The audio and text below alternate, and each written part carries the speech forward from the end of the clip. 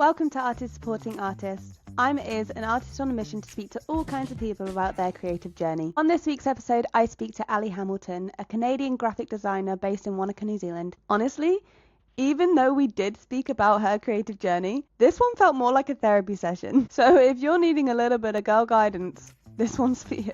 Hey Alli, welcome to Artists Supporting Artists. Hello. How you doing? I'm good. How are you doing? Yeah, not bad, thank you. I just woke up, to be honest, so I'm a bit like, but yeah, no, I'm good. Wait, what time is it where you are? 8 a.m. So I haven't just woken up. I woke up at 7, but Oh. just like, Oh. but just, because some days when I have because I'm going to work literally straight after this. So when I have work early-ish in the morning, I always try and get an interview in, and then I'm like, I wake up and I'm like, oh, I gotta go, I gotta get up, I gotta do it. I'm crushing it. But yeah, so I'm gonna ask you a question that I ask everybody to start with, just to kind of break the ice, and that is, what does creativity look like to you?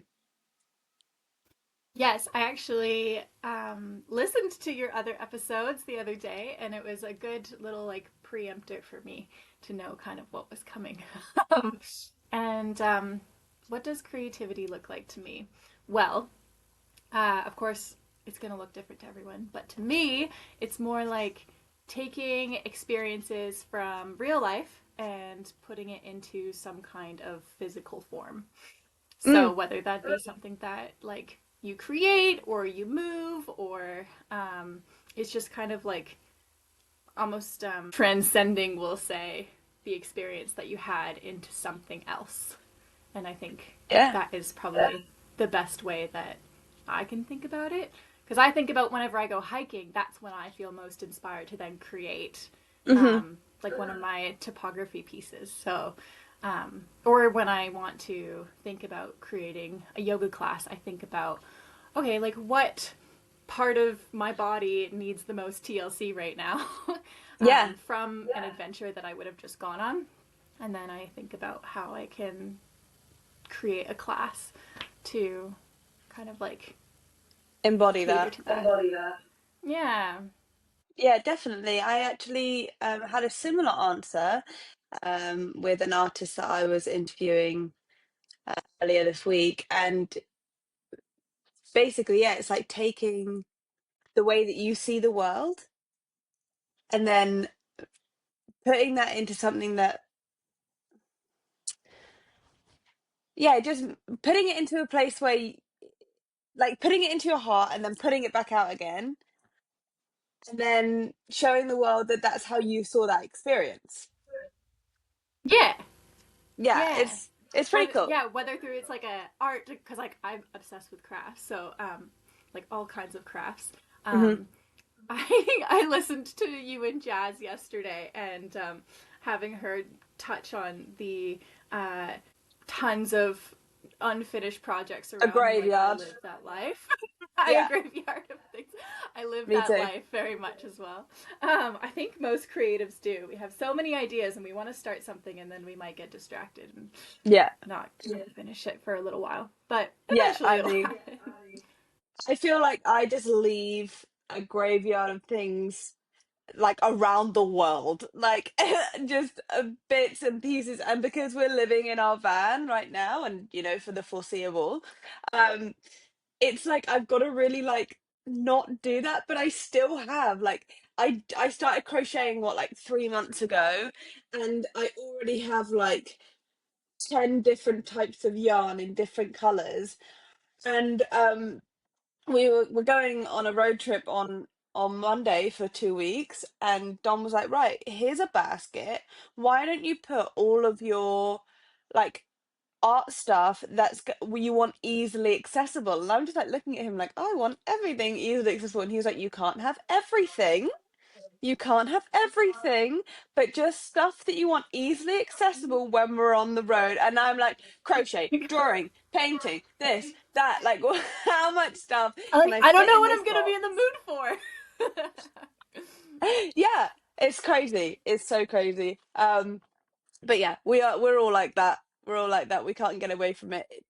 And I think also, especially people who, like you and I, who love to travel, love to be in the outdoors, hiking, climbing, anything outside, is that we just accumulate things, and then suddenly we look around and it's not just the craft that we picked up, but it was that hobby that we thought it was going to be cool for like 2 minutes. And then it's like a hobby that we've been doing for years, but we bought something that we shouldn't have really needed. And it's just like, yeah, we just accumulate stuff. We're just another version of hoarders as creators. Oh, don't say that. I was gonna. Well, yeah. I feel so called out right now. I mean, But it's supposed to be relatable. yeah, yeah. Well, I don't have diagnosed ADD, but there are signs. There are signs that could be the case. Yeah. Um, but yeah, no, that's hilarious. I was actually really excited because I got a painting up in Dojo Cafe, and yeah, and I get to, and it's right next to your painting. Yeah, So it's it's amazing. like, That's so cool. yeah, I love that. I yeah. love that. And do you have pieces at Shout the out little brewer as to well? Bonnie. I did, but I had to take them down just because I needed them for a market. Oh, okay. Yeah, I was going to say, because then we would have yeah. been together there too. I know. I know. All these cafes supporting artists. Oh, it's so cute. It's so nice. I love it. And actually, Yeah. I have, I still get people texting me like, oh, like you're not here, but you're here. And, that's so sweet. That's so nice that obviously like friendships last, but just having that like little reminder of like, hey guys, I'm still here in some Yeah. aspect. Yeah. Um, so just give us a rundown of what you do, who you are, and how it all started for you. Yes. Okay. What I do and who I am.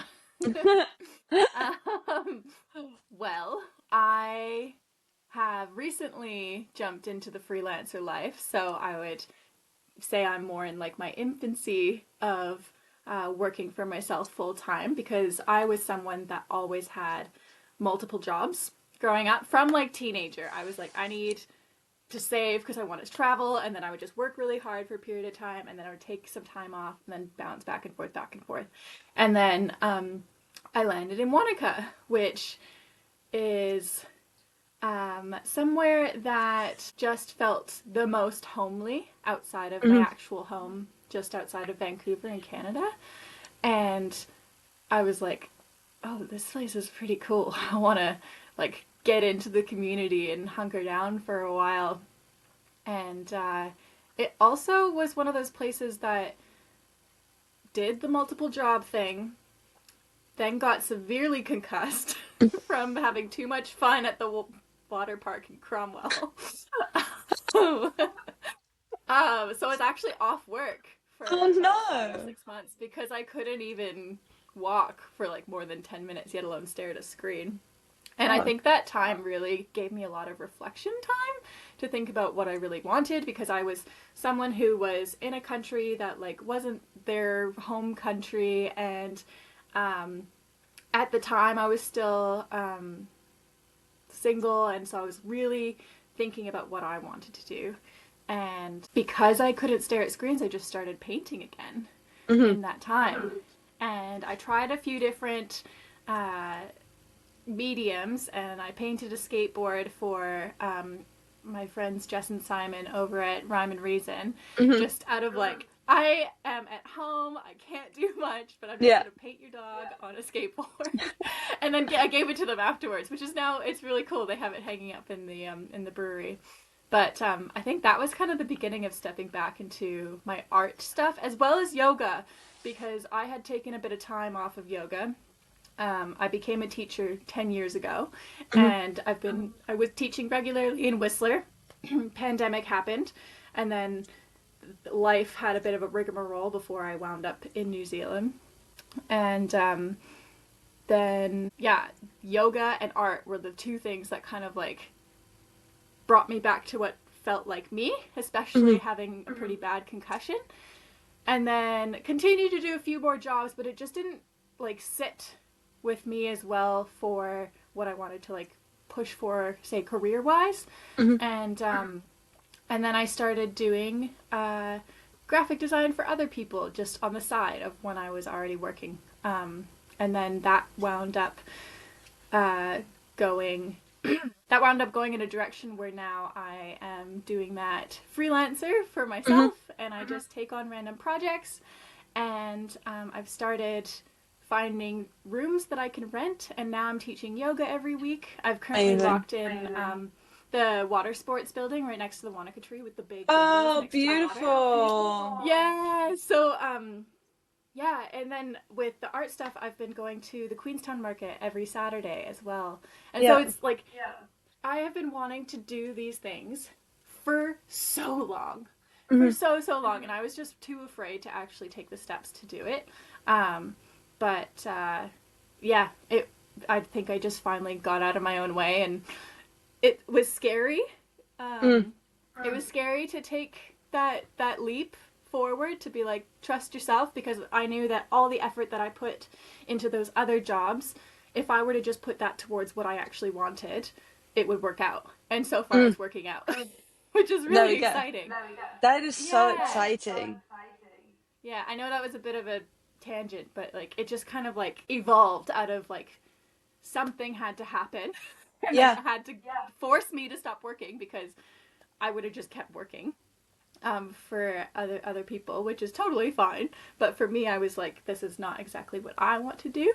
And so now the goal is to just keep on staying true to what direction I want to be in. Yeah, and, amazing. Yeah, and so it's exciting and terrifying, and I'm learning lots, and I'm just trying to be like a student and absorb as much as I can from anyone who's willing to share and teach. Yeah, amazing. And I think that's, a huge part of this is that people coming on and hopefully will educate other people on, you don't have to have gone to get a degree in something, or gone to art school or music school, or you don't have to be really successful in that environment to be able to succeed and do your passion full time. I didn't do a degree in graphic design. I ironically wanted to when I was 16, signed up, found out how much the HECS debt, which would have been $36,000 for a 1-year diploma. Oh my God. In Vancouver, and I backed out because I was scared of that number. And then I did 15 years of travel. Now I've come back in a circle to be a graphic designer. And what I did was I just did online courses at my own pace alongside the part-time job that I had. And then did a business course in graphic design. And then so what other graphic designers have told me is like, as long as you know how to work the software and have a good portfolio in like a creative sphere, I think that's more important than, having gotten a degree. Yeah, definitely. Having a solid portfolio is really good. Not even if it's your best work, but just something to show people, having consistency with your work so people can kind of see what to expect, what they're getting from you. I think it's really important. That's something that I'm trying to work on now, is that I found a new style of painting that I really enjoy. So now it's just developing that and making sure that I'm getting portfolio where people can look at my work and know what they're getting, rely on that. And for me, like obviously I'm not full time right now, and I really want to be, but there's going to be a lot of cogs at work for the next maybe 5 years with different things going on. So whether that will be achievable, who knows? But that's something that I really do admire, people who do just step out into that space, because I've always been a person who is like, I'm just going to do it. But now, life does get in the way. Like, hopefully, my partner Dom, he's going to be going to uni in the UK, and that means, well, he's going to be a student, so I'll be our main support. So if I can't to kind of make this art thing work before that happens, then obviously I'm going to then have to rely on regular jobs to be able to fund us through it, and then maybe after he's finished his degree, then that's, I can step back into my art space. But hopefully it works out before then, and I can start relying on art a bit more. But unfortunately, it is like anything, going freelance with anything that you do, it can be very tumultuous and scary. And especially when you're providing a service which is subjective, art is subjective, everything like that. The amount of belief that you have to have in your own ability is, well, basically you just have to fake it, right? Like, I feel like that's something that people don't talk about enough, is just pretending. Like, just pretend that you have something to offer people, and people will believe you. I Yeah, think. no, that's true. It's so true. Like I've done a lot of work to like build in belief in myself, because I feel like, especially because it's not a quote unquote like you say normal job, Mm. and there's that old classic saying of like, oh, like you won't make money in art, when Struggling there artist. are, yeah, that classic old chestnut, there are so many artists that are thriving in Mhm. their career. And for me right now, I have the trifecta of the yoga, graphic design, and my own art that I'm selling, which is what is keeping me afloat. And I'm curious to see over time which ones I kind of like oscillate between, because I know over different seasons one's going to be more popular than the other, or I'm just going to have more opportunity through one of these doors than somewhere else. But I'm doing my best to stay open and just have belief that it's going to work out. I listen to a lot of like motivational podcasts. I'm a big nerd about neuroscience and like subconscious beliefs. I've been doing a lot of work about trying to rewrite old subconscious beliefs in certain things, because I Yeah. think that can limit a lot of us. I know it was for me, and it's like, yeah, it was for me. Yeah. Not anymore. That was the old Not Alli. anymore. Yeah. But I think I just cared about what other people thought so much. And then I somehow have broken through this other threshold where if somebody doesn't like an art piece that I put out, then it wasn't for them. Yeah.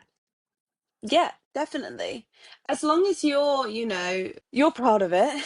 Like my latest piece, I don't love it, but I put it out to the world anyway, and actually I've gotten really positive feedback from it. And I'm like, oh, I actually didn't love this one, but I think, yeah, it's so easy to say don't care what other people think. Dom and I were actually talking about this just earlier, because I really don't care. Like, I really don't care when it comes to what I put out on social media, my art, um, the fact that I'm doing a podcast. Like, I didn't even think about it. Everyone's like, "Oh, like this is so amazing! You're so brave." I'm like, "Really? I'm just talking to my friends." Like, I don't uh, like I'm just having conversation with my friends about a subject that we're all passionate in, and then I just put it on the internet.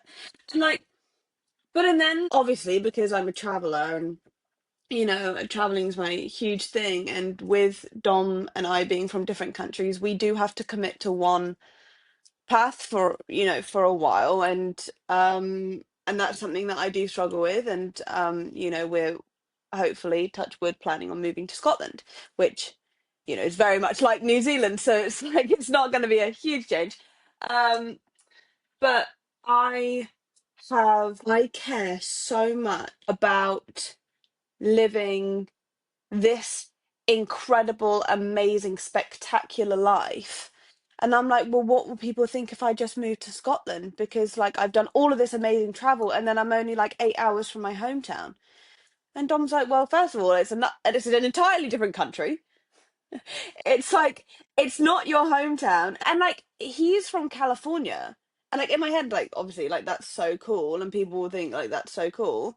And I'm like, yeah, but like you're this dude and you're from California, and like then you're just gonna like live with me in like Scotland? He's like, yeah, but like I'm from California. I don't want to be from California. Like, there's like the glitz and the glam that gets put out there, but that's like not even 1% of actually what California is like. And I feel I was thinking about this the other day. Sorry, this is a huge tangent, but this is also like, it's good to talk about. I think that we get brainwashed by songs and movies and stuff about California and about the dream, like the American dream in California. But a lot of those songs were written 20 to 50 years ago, right? Like, anyone from Led Zeppelin for Going to California, or the Red Hot Chilies with Danny California. That song was written like 20 years ago.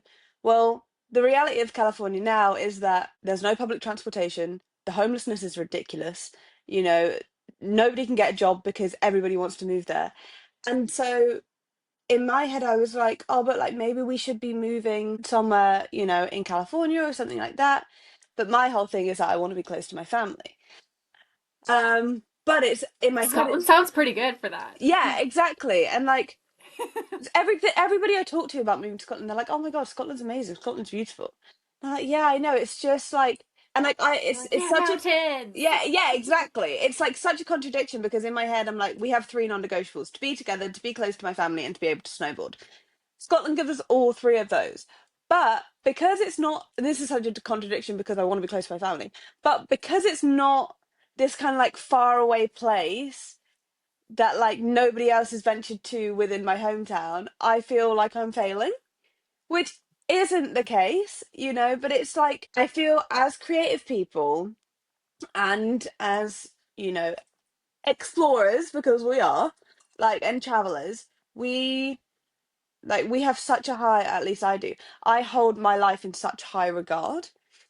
And Dom and I were having this conversation. We went to the Daintree, which is the oldest rainforest in the world, the other week. Cool. Yeah, and like I was sat there in my head just being like, I want to live this extraordinary life, blah blah blah. And Dom just said, you're extraordinary.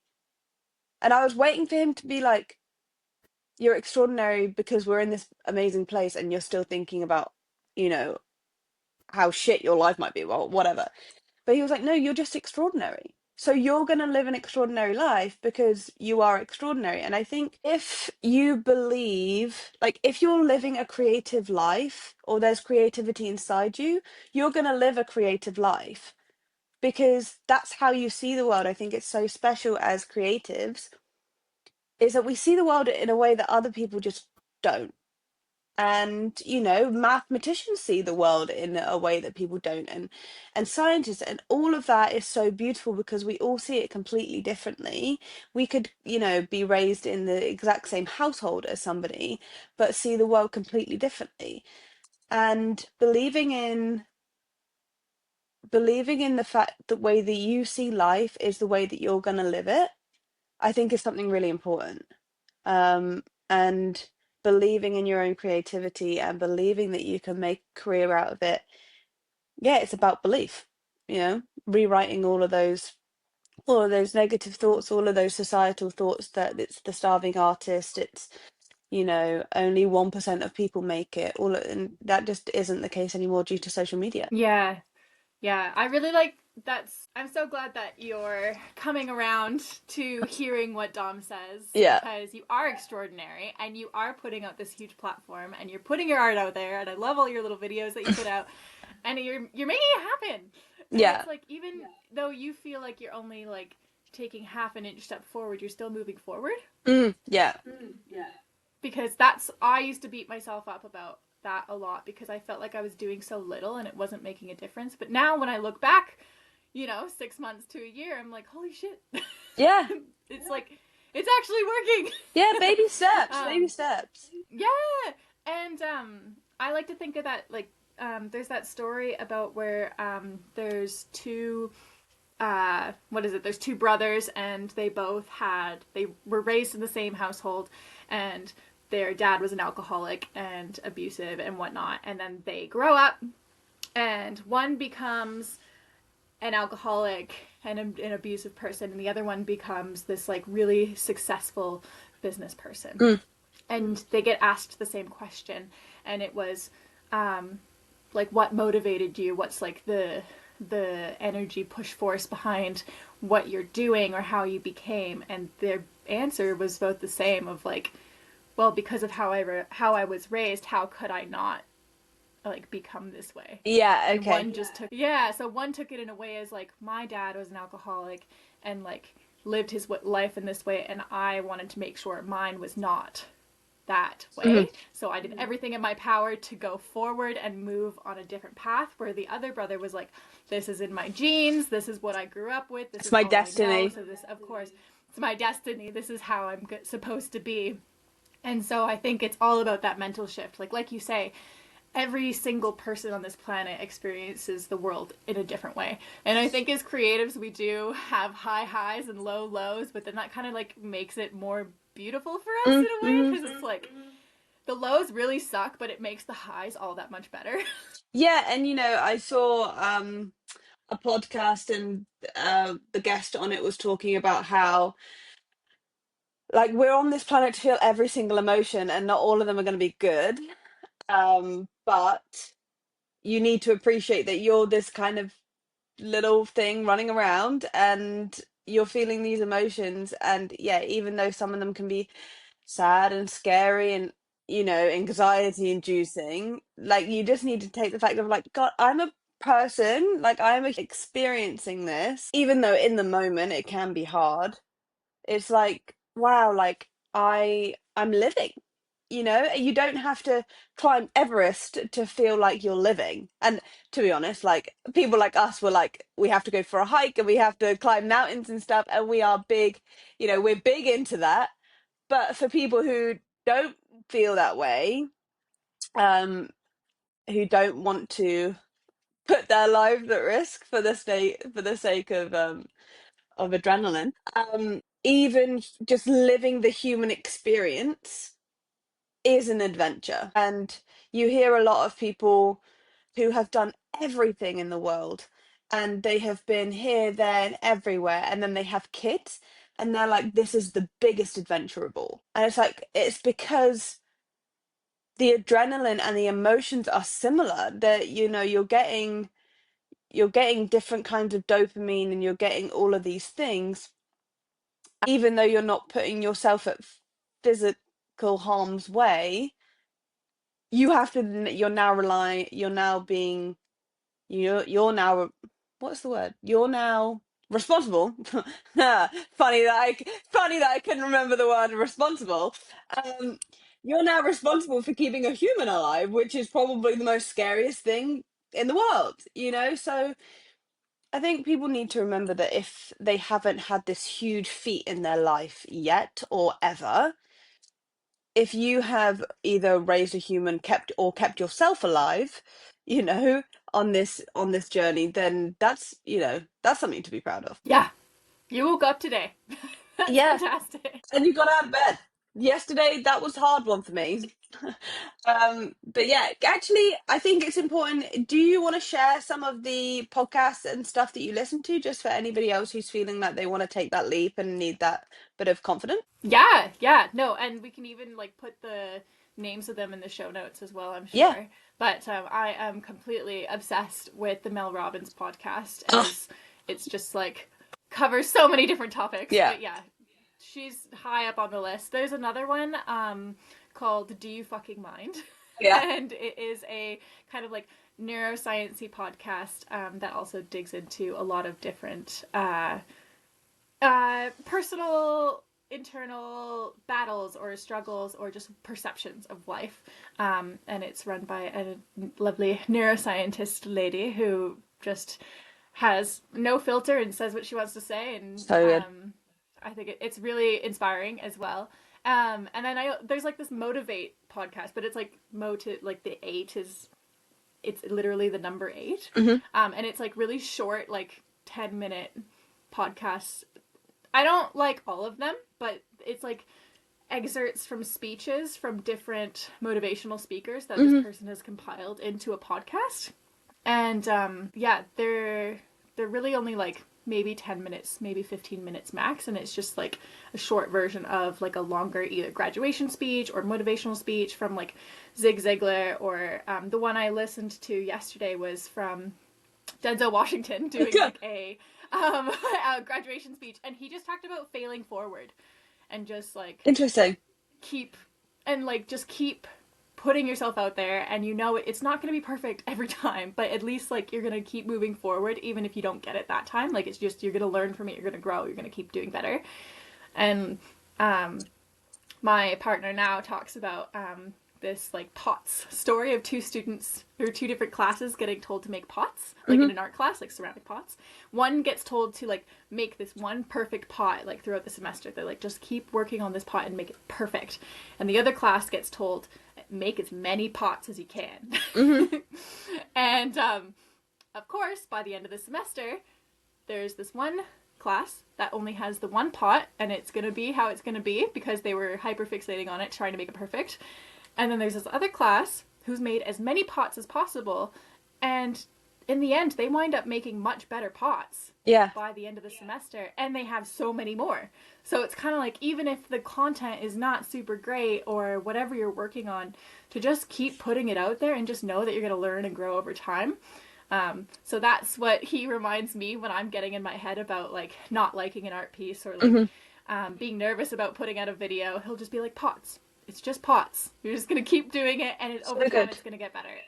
Yeah. And so it's, that's kind of the little nice reminder that he gives to me. That's so when good. I'm having my moment. Yeah, that's so good. I actually, I was saying to Dom today, I was like, because I do this thing where he'll tell me, well, tell is harsh, like when we're talking about things that I'm worried about and stuff, like he'll speak to me in a way, you know, that like, we're gonna have this, this, and this, and we're gonna do all of these things and blah blah blah. And then I walk away and I go to work or whatever, and I think like, God, if he only just said this one thing. Turns out he did say that one thing. I just wasn't willing to listen to him. Like, because not that I wasn't willing to listen, I just didn't believe him. You know, and I think that's something that's really important to also take from it, is that like the people that you surround yourself, you need to trust yourself that you made that right choice, and then listen to them. If they tell you that that art piece is amazing, just believe them. You know, you don't have to believe it yourself, but having that little tick in the book of like, well, this person thought it was great, my dad thought it was great, my mum thought it was great, my cousin, you know, because actually, yes, your opinion matters, but it's not the be all and end all of everything. We make art for ourselves, but it also affects other people. And that's what we want. We want to invoke emotion in other people.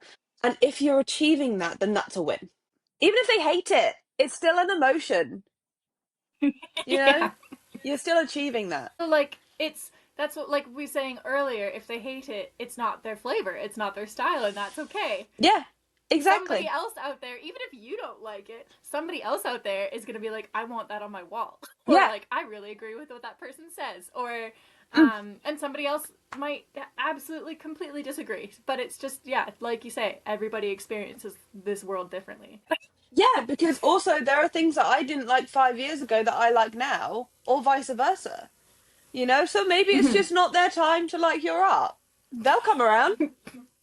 Yeah. And, you know, I'll be successful and they'll come around. It's like, nope, Not not the anymore. same price anymore. It's not the same price anymore. Sorry, should have got it then. But yeah, no, it's funny. So Amazing. I feel like I've been talking loads. I'm sorry. But no, it's good.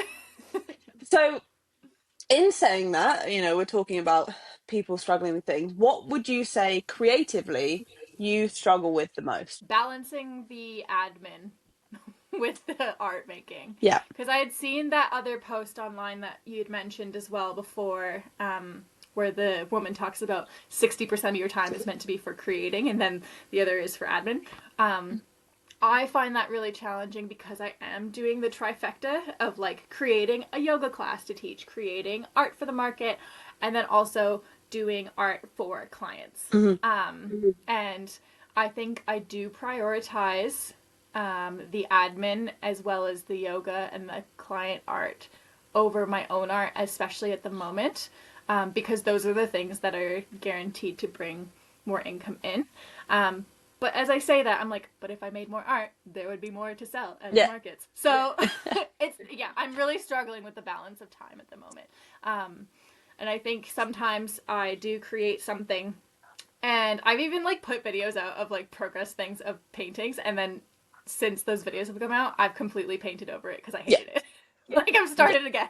Yeah. Which just happens, you know? Yeah. Like you think you have this vision, and then once it starts to go out there, I'm like, I loved the background so much of this painting that I was doing. And then I started putting the topo lines on it, and it just, I wish I made them thinner. Because I like doing the like the decorative topography artwork on a screen where I can paint, like draw with a pen and then edit it afterwards. But I also really do still love painting. So, but then I like get annoyed because I can't like change the line once I've painted it on as easily. Yeah. But that's kind of a part of the beauty of it, you know. It's like it just evolves into something else. Like there's so many paintings that I've like have on the walls where like there actually are probably 2 to 3 other paintings underneath those layers. Like complete paintings that I just in the end was like, no, not anymore. Paint over with a whole, like just completely black it out. Yeah.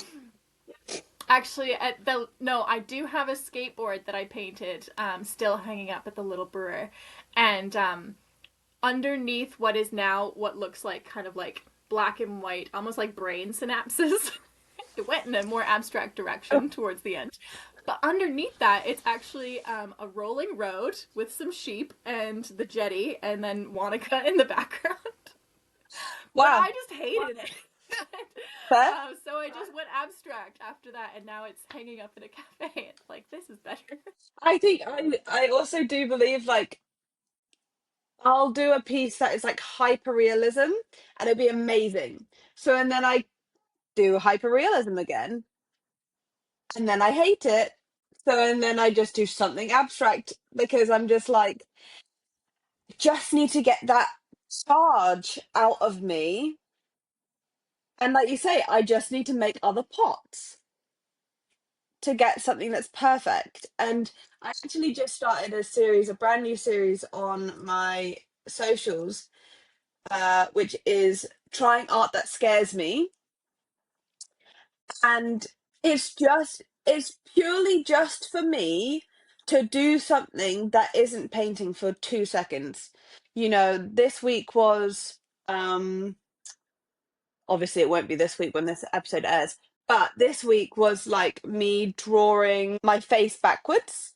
Like I had my page there and I was like looking at myself in the camera and drawing it. Yes. I think I saw. Yeah. So that was really fun because I really enjoyed that. I really enjoyed that and it was just something with my hands that was fun to do. I wasn't going into it with a serious head.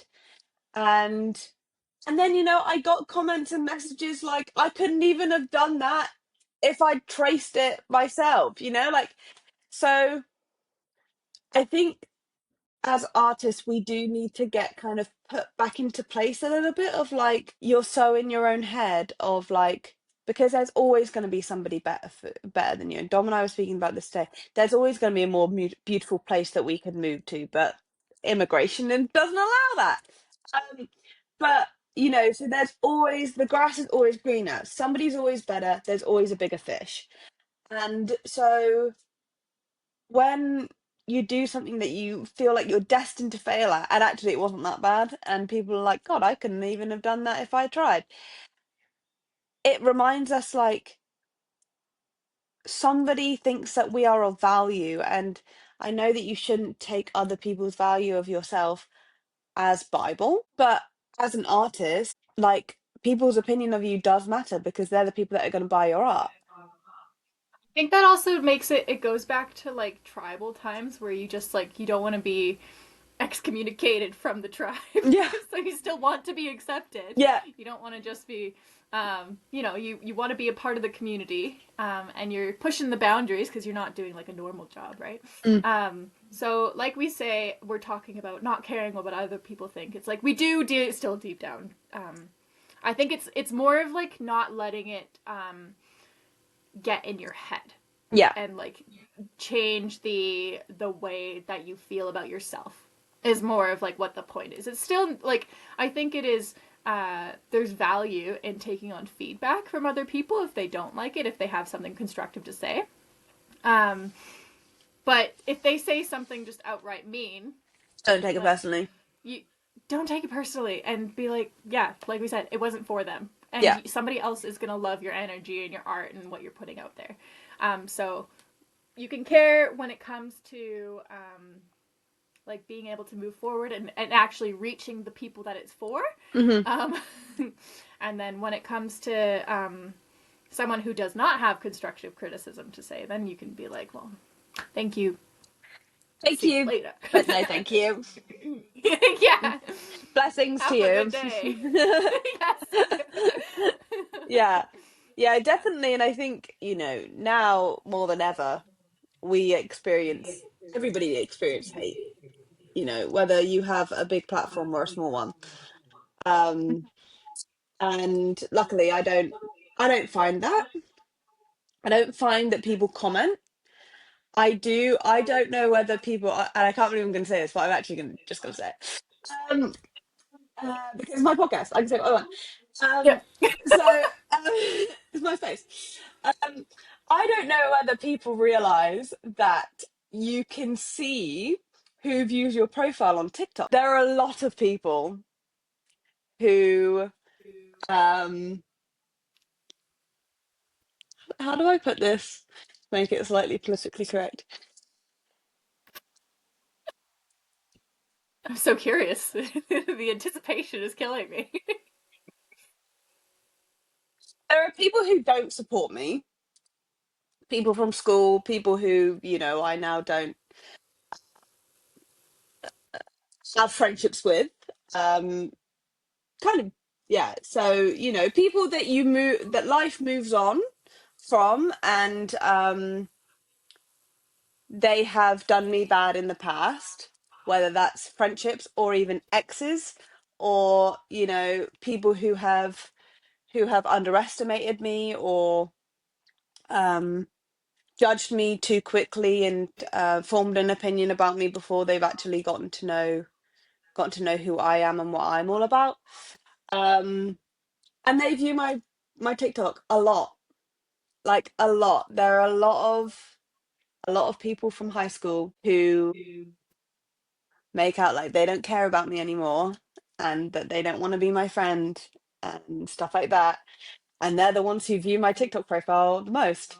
And it's interesting because it's like they might not like what I'm putting out there, or they might think that I'm delusional or whatever, but I'm just out here living my life. They're the ones that are watching, and I think you just need to remember, like, well, to be honest, engagement is engagement, you know, like, and What is it, like all PR is good PR? right, like, Yeah. if people are engaging, people are looking at my profile, and it's just so funny, the random people that just pop up who have viewed my profile, and it's like, okay, you're watching. And I saw this really interesting thing where, like, it was genuinely years ago, and when I was going through a really bad period of time where I um I had a breakup, and all of the friends kind of went with them, and I lost everyone. um Yeah, that would have been really hard. yeah, I did lose everyone that I thought meant a lot to me, but also that I thought I meant a lot to them. Mm. Anyway, this isn't a sob story.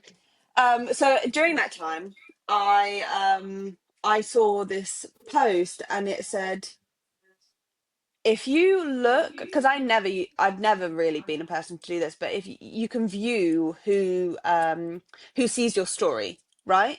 And now Instagram have put in a thing that you can like it, and you can look through that list, and maybe 3 people have liked it, but all of these other people have seen it, and it's like they might not like you, but they're still watching.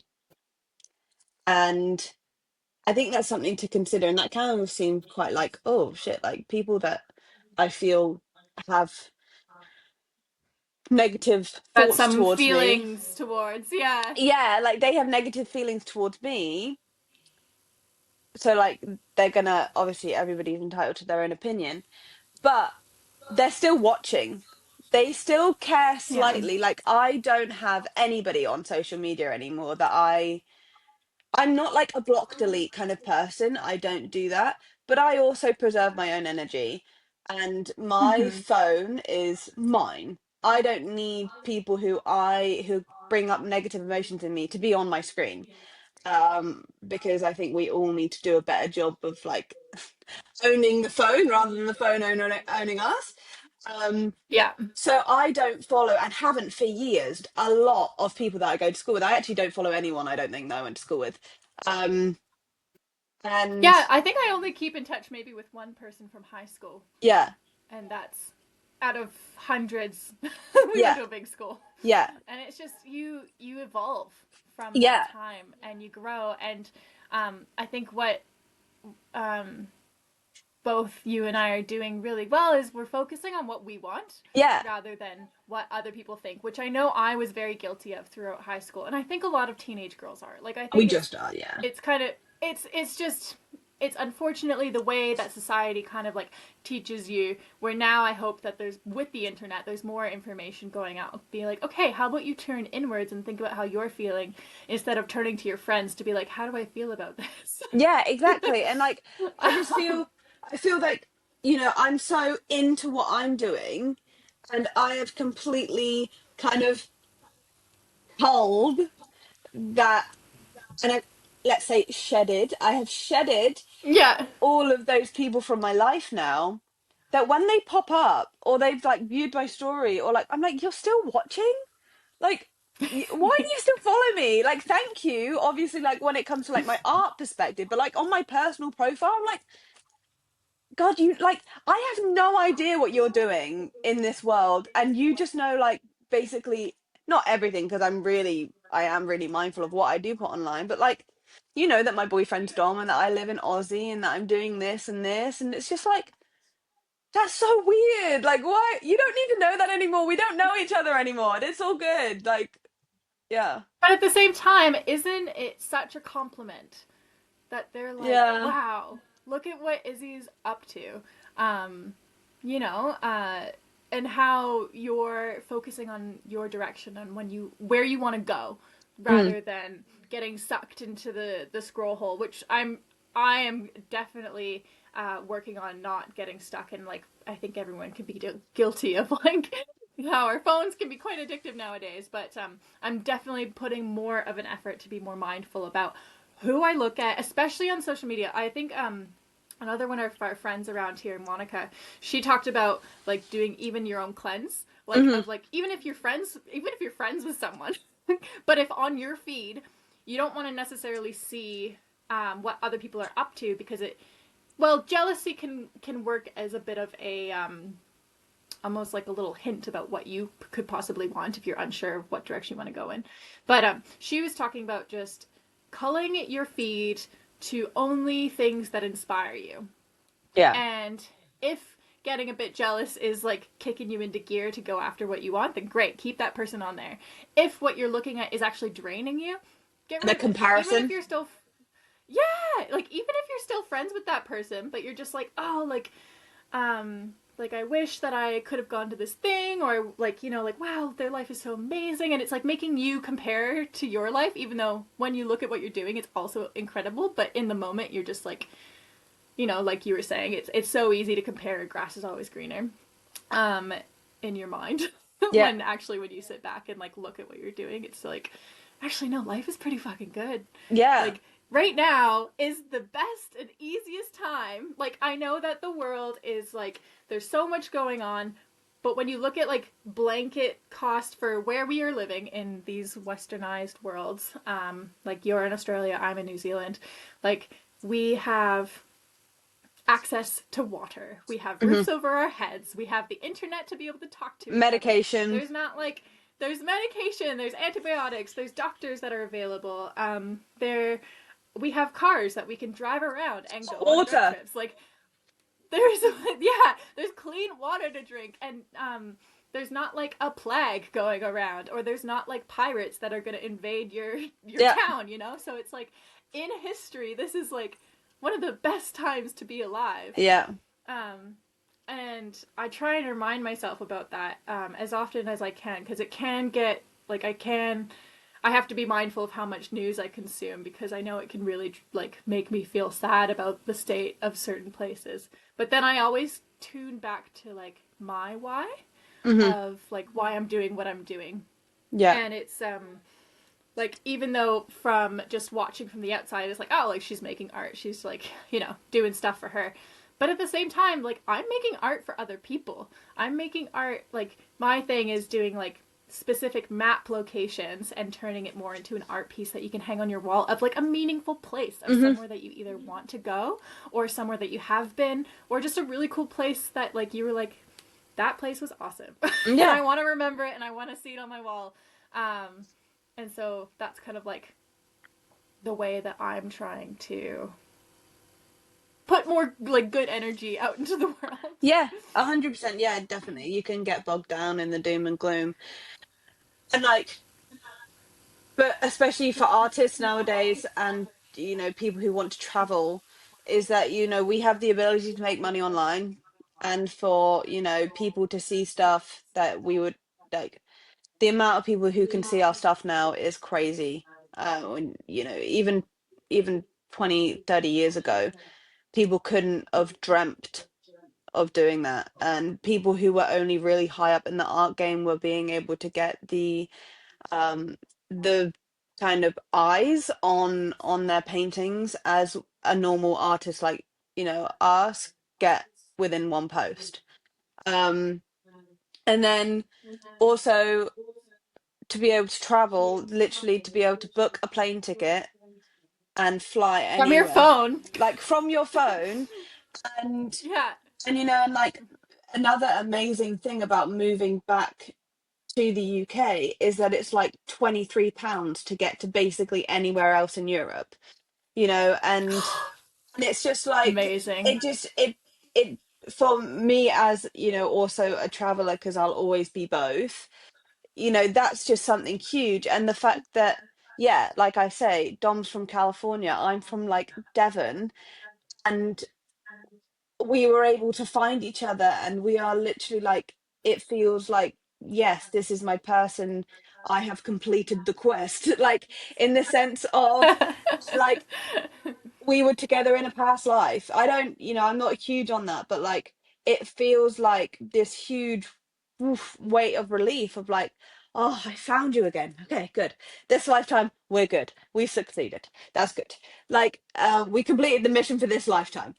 But like, you know, he grew up in California, I grew up in Devon, and, you know, it's, first of all, California is a huge place, bigger than my entire kingdom, you know, not even just my country, but like the entire group of countries and islands around surrounding my country. His state is bigger than that, you know, and then to have been able to meet in Wanaka, which is like genuinely like the smallest place. Um, so Believer in like coincidences and like universal timing and yeah, yeah, like, we were both, yeah. you know, we were both in Wanaka for, I was there for half a year. He'd been in New Zealand for a year and a half, and we started dating 11 days before his visa ran out and he had to move back to the US. Like, it's the you know, the way that we came together was genuinely like, it was fate, and it was, you know, it was like, it was meant to happen, because neither of us wanted to be in a relationship, but we just couldn't not be, you know, it was a thing. Anyway, so but with access to all of these things now, I think we all just kind of need to take a step back and remember, like, wow, look at all of these things that we have and that we can go and do. And, you know, there are so, you know, there's so many places that I want to go, and I can go there. And I'm, you know, maybe I'll make money off of my art. Maybe I'll make money off of this. Maybe, you know, but as an average person, you find a way to make it work. yeah, like Yeah. that, because it's a priority, right? A lot of other people, Yeah. in my head, I'm like, oh, why aren't people doing this, going this place? Because it's not a priority for them. They could afford Yeah. it. Anybody can actually really afford it. Like if you're on like, you know, living wage, and you don't have kids yet or whatever, and Yeah, you, definitely situational dependent, but it like if is. you are in a position where But you if it's a can, priority then for you, yeah. it's affordable isn't the right word because it is still expensive, but like it's accessible to you. And I think that's an Yeah. amazing thing, is that It's a there's, tangible goal. yeah, exactly. And and everybody's priorities are different. I come from a family who love to travel, but I definitely take it to a new level. Um, but I, but it is a priority for me. It always will be a priority for me.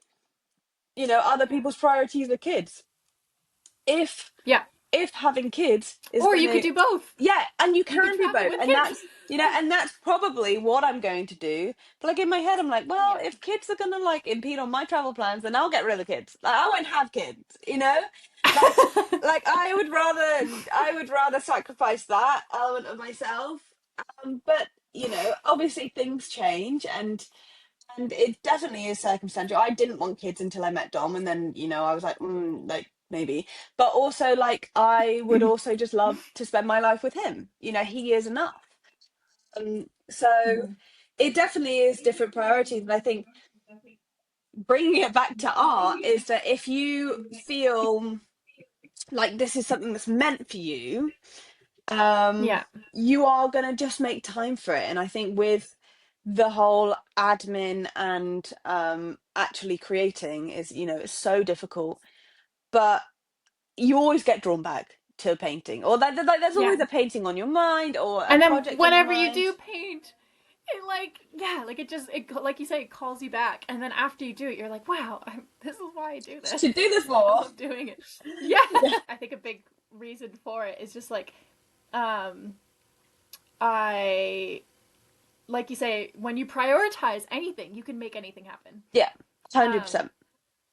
and it also gets hard at certain times, and money's not always coming in, especially as a freelancer, and so you learn how to become resourceful, and you move things around, and you think about all these other ways of how you can make things work, because when something's important to you, you'll make it happen. Hmm. And like I have been one of the things that's really great about art is like doing trades with other people Yeah. is wonderful.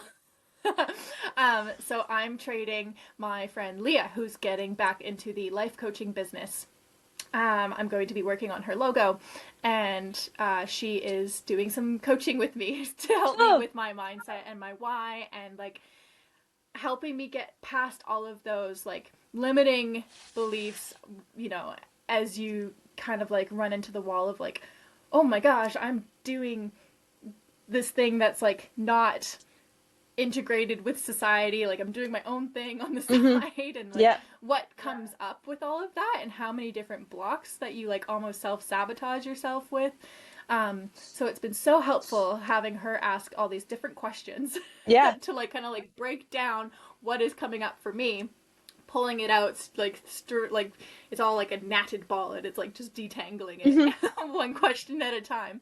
um and it does all kind of boil down to like your priorities and why are you doing this. Like for me, we wound up having this really great session of like digging down into why do I feel called to make art for other people, why do I feel called to teach yoga. And there's like the outwardly what I want it to do for other people, but in order for you to keep doing it, you have to get selfish, and you have to be like, why am I doing this? Yeah. Why does this fill me up so much? And the yoga was more like helping my body so that I can do all of the adventures that I want to do. Hmm. Because when I was a teenager, I was headed towards like borderline scoliosis. Like my hips were tight, Wow. my spine was like, going towards an S shape. Like just because I was just stressed, and I was like not doing a lot of movement. And I played a lot of sports, but like, I didn't do any stretching or rehab properly afterwards. And I went to the chiropractor like every 2 weeks. Where when I started yoga when I was 15, my mom showed me this like it started with Bikram yoga because that was a studio around the corner, which I don't practice anymore, but it was my entry into yoga, and doing that, my chiropractor appointments became less and less. Good, and like he was like, whatever you're doing, like just keep doing it. And like it was like the actual like practice of yoga helped my mind because my like mental health was not so great when I was a teenager, and it was helping my body actually like straighten itself back out and like be able to open up. So for yoga, I was like, okay, in order for me to do all these mountainous adventures and like get and continue to be mobile well into my later years, hopefully we make it there. That's hard. Yeah. It's the movement of the yoga and the mindfulness that like keeps me inspired and wanting to keep going, and then I want to share that with others.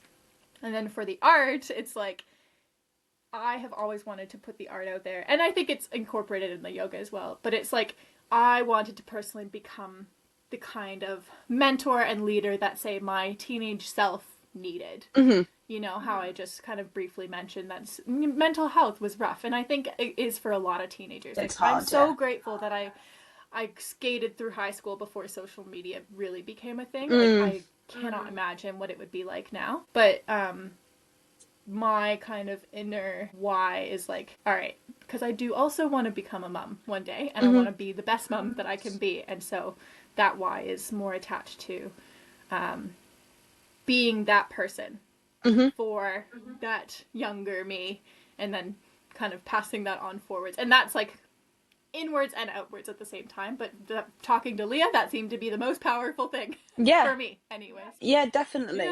I think working on yourself to work on your relationship with others is like a huge thing. And I also believe that because I have been also on my own spiritual journey and with yoga and with mindfulness, and within the last say 2 months we have had some like really crazy future changing news in our relationship, with where we can and can't go, with laws changing and things. So it's been a really tumultuous few months, and we've had to kind of like 360 and then decide to go back to the UK, which is something that I never intended on doing. So I have surrender tattooed on my arm, due to the book The Surrender Experiment by Michael A. Singer. And life has a way of pushing you in a direction that is meant for you. And I think I've definitely lost touch with that. And I think talking to you today is like, I need to remember to like be more mindful and to get better outlooks on things, because like you say, if you make it a priority, it will always be a priority. Like in my head, I'm like, we're going to move to Scotland. I have huge commitment issues. Like the only thing that I don't have commitment issues to is Dom. But I have huge commitment issues when it comes to moving somewhere or being somewhere else or whatever. So in my head, like I don't want to lose my sense of like needing adventure, needing to travel, all of this stuff. But like then again, you think about it, it's like, well, you're still going to be you. You're still going to have those same priorities. You're just going to be in a different location, closer to other adventures, pretty much. So yeah, but you've actually inspired me to get back onto the podcast and stuff, because I used to be really big into On Purpose by Jay Shetty. Yes. I love his podcast, and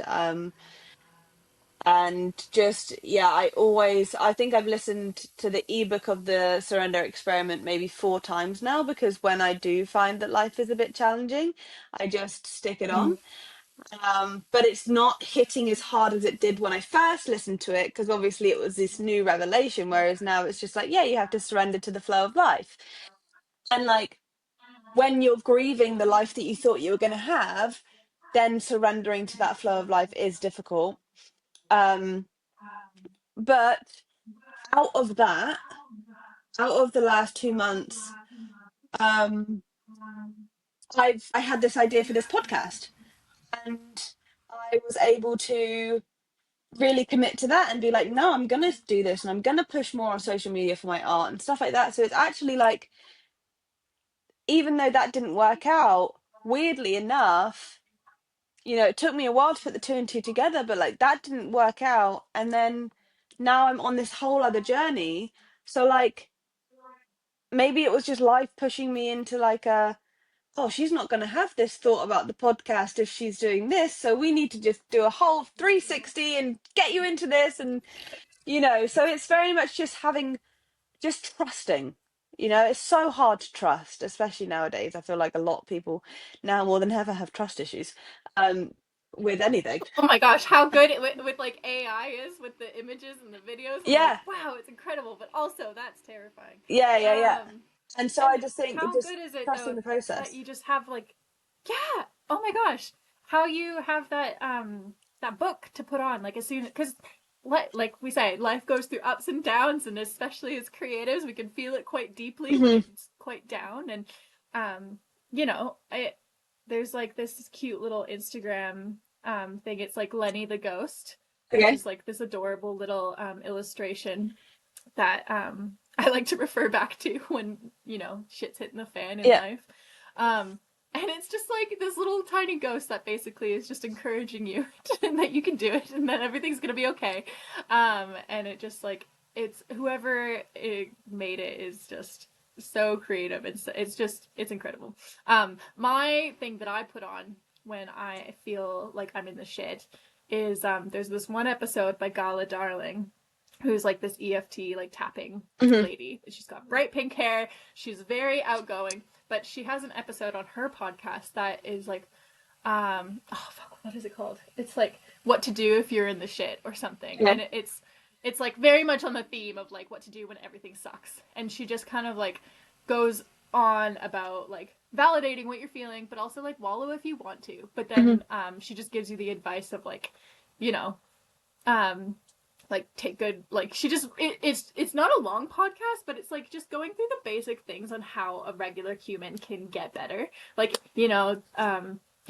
drink some more water, go to the gym, like eat Have a healthy. walk. And it's just go have a walk, like these things that we all know, but when we're like in it, you just kind of like want to just curl into a ball and just be there for a bit. And then she just talks about when you get sick of yourself, when you're ready, then give these things a try. And then like kind of coming back to face whatever like whatever's going on head on and working through it. And it's just like that's my version of your surrender of like, all right, because she just goes on about how like affirmations towards the end of it, in a sense of like just believing that like, future Gala is like, she just talks about herself being like this bad bitch who like wouldn't take shit, and like thinking about what future her would do in this situation, and like kind of like talks about channeling that, and then just kind of guides you about thinking about your own self that way, which is really helpful for me.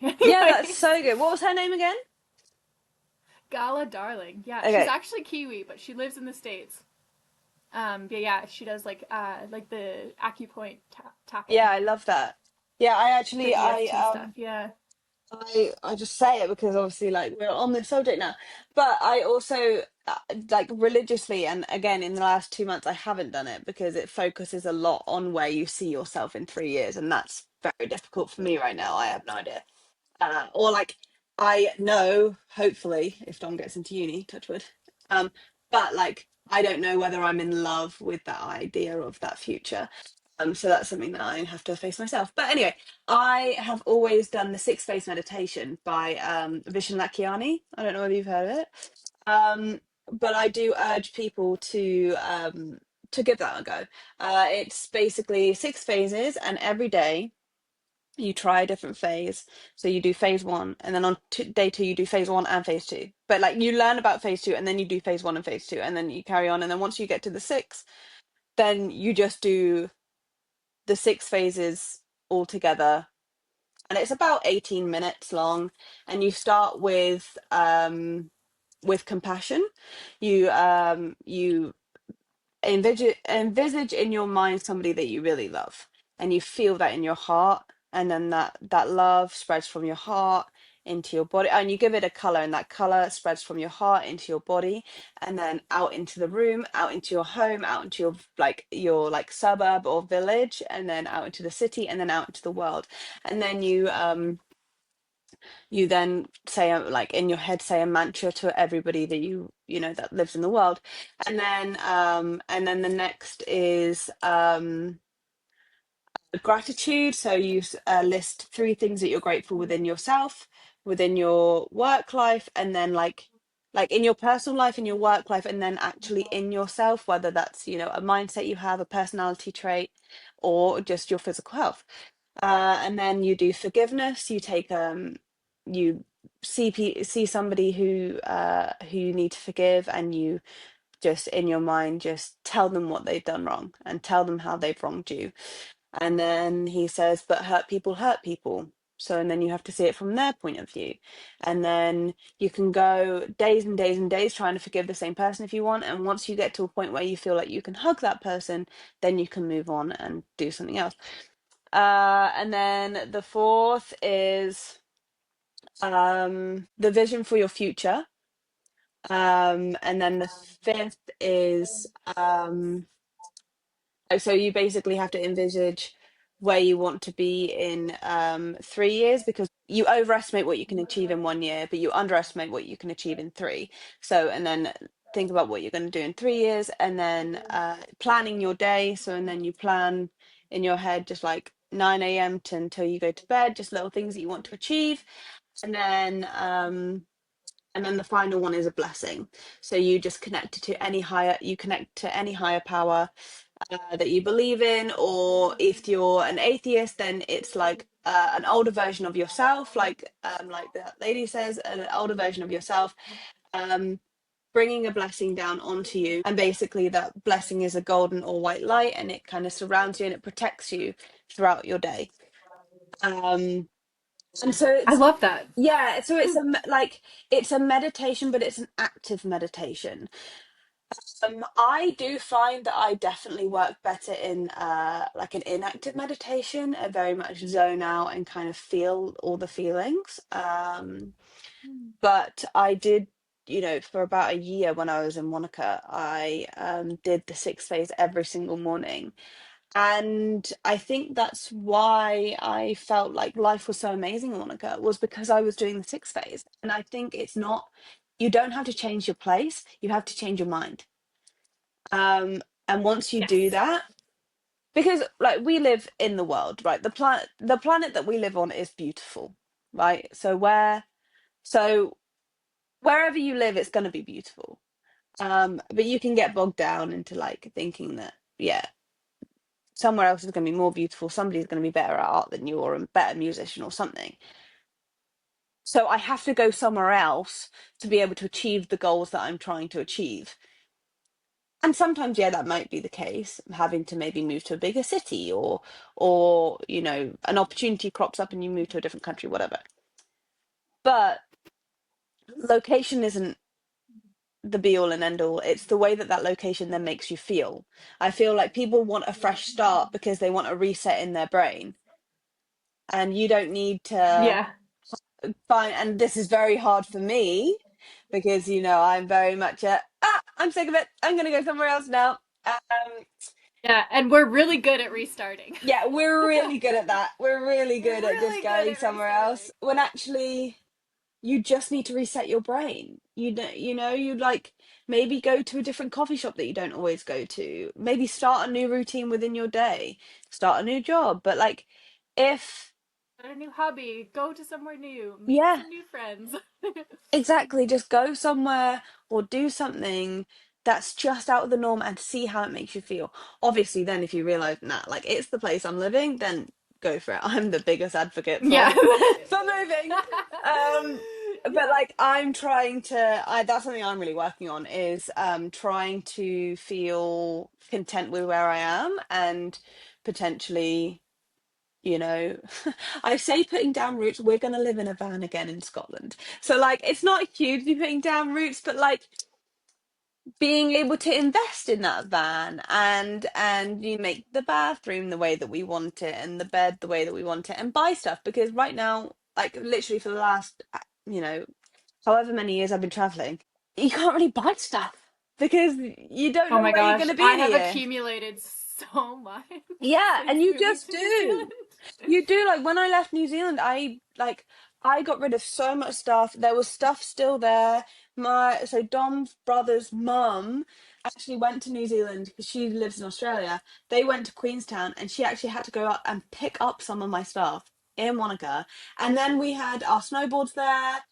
Um, and then we had to get them shipped over, and it was just like, how have we accumulated all this stuff when only living in that town for like 2 years? And but actually, like, there comes a point in your life where, you know, Dom says this, he's like, I just want to build a home with you, you know, like, can we just stop Oh. running? Like, can we just stop running? Just like, we're still gonna have adventures, and we're still gonna live the sickest life ever. And you know, thank God for us still wanting and being able to live in a van. And in Scotland is, you know, just 100% easier than everywhere else. Free camping is completely legal. You could literally just park on the side of the road.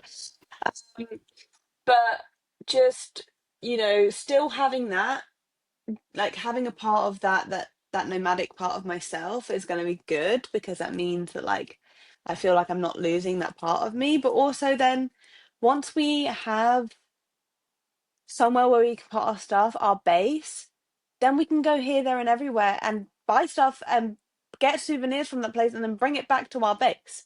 You know, and that's just like such a crazy concept, because we've not had that. And also just being able to like buy canvases, because right now I'm just using acrylic paper, because yeah, we live in our van, like we don't have space for canvases. And so, and then maybe if we get a bigger van, I'll be able to get canvases, or like a little storage unit, or like maybe hire a space and, you know, have a bit of a studio or something to be able to actually progress in my creativity. Because I think my creative mind and my nomadic mind work fight against each other a lot, because like my creative mind is like, I really want a studio and I really want a place with all of my things so I can paint and have a place where people know me in the community, and like if they want some art done they'll come to me and everything like that. Whereas my nomadic brain's like, let's go everywhere. um, and I feel like you could relate to that a lot, because we are very similar in we have those two sides of our brain. Yeah, no, absolutely. Everything that you're saying, I'm like, yep, this is, I identify. Yeah, so I'm going to ask you your quick fire questions. So is yeah, you just have to answer them like first thing that comes into your head, okay? So Okay. what's your go-to program that you use for graphic design? Adobe Illustrator. Yeah. What's your favorite thing that you sell at your market? I think, oh, that's a hard one because that's like, Picking a um, child. yeah. Well, I sell these fun, ridiculous stickers that have swear words on them that actually my partner requested for me to make for his chainsaw, so that it would remind him to take the safe route and not the fast route. Nice. And those are probably my most popular item Yeah. because they're like very tiny. They're maybe only like, I don't know, like they're like 25 mil long. Hmm. And yeah, they are probably my most hilarious item that I like when I see. I have like a little box that people have to open, and it says stickers with swear words on it, and then people just, I love seeing their reaction whenever they see them. um, the two most popular ones are because these are quite small stickers and they're made out of vinyl, so they're waterproof, and so you can like stick them anywhere. Yeah. One just says, "Just be fucking better." Yeah. Fair. Kind of like just negative motivation, you know. And the other one that my partner requested was, "Don't be a dumb cunt." Yeah. And even for me, which is like hilarious because like I didn't even learn about the C word until I moved to Whistler when I was a teenager, because that was like the worst swear word that you can ever say in Canada. Yeah. Where here it's like a general, like kind. It is. It's like an endearing term, like the same in the UK. Like, I mean, obviously a lot of people do say it in the UK, but there is like a stigma around it. Whereas like in New Zealand and Australia, it is used as like like a term of endearment. Yeah. But so that's probably like my like more funny, most popular item. But I do really love having the different maps available that I've like drawn out for someone who, when they find the map of the hike that they've done, like of the like contour lines of the mountains, and so it's more of not necessarily a favorite piece, but a favorite moment of like when someone finds, be like, oh, like I just hiked Ben Lomond. Like, I'm so glad that you have this print. Or I have a Roy's Peak one, which was probably my most popular sale one in Wanaka for the market when it's back on in the summer. Yeah. And so I'd say, favorite moment instead of favorite piece. Yeah. I'm making more pods and they're getting better along the way. Yeah, so good. That's amazing. And my last one is, what's next for you? I actually have received the exciting news that I am going to be one of the featured artists with a display wall at the Mountain Film Festival. So good. So I am really excited for that. And so I am going to be focusing on a lot of art pieces, more probably more for the mountaineers in the area. Like, I'm going to try and get Mount Cook done. I'm going to try and do a new Mount Aspiring, and just kind of have my little wall display ready and most relatable for who I think is going to be going to this long-standing film festival. Yeah, really so good. So good. That's so exciting. I Isn't love it? that. I'm so excited. Yeah, that's amazing. Yeah. So good. Well, thank you so much for being on. We literally, I feel like we spoke about everything but your art, but so I'm sorry. But if you want to see more, okay. We can do it again a different time. Yeah, exactly. Yeah, I mean, I'm all for also like returning guests. I just think that's so cool. Like maybe in like a year's time, just to like see where people are at, and I think that would be really cool to do. I think that would be really cool as well for me to see where I am now. Yeah, definitely. Where I'll be. Yeah. Cool. Well, thank you so much for being on. I really do appreciate it. Thank you for having me. You're very welcome. I look forward to seeing it and listening to when it comes out. Yeah, I did. Okay, see ya. Thank you so much to Alli for being on the show. I feel so much lighter now. And maybe you do too. I'll make sure to link all of the podcasts mentioned in this episode in the caption. A reminder that Artists Supporting Artists comes out every Tuesday, so make sure that you like, subscribe, and hit that notification button so you don't miss an episode. Thank you, love you, bye!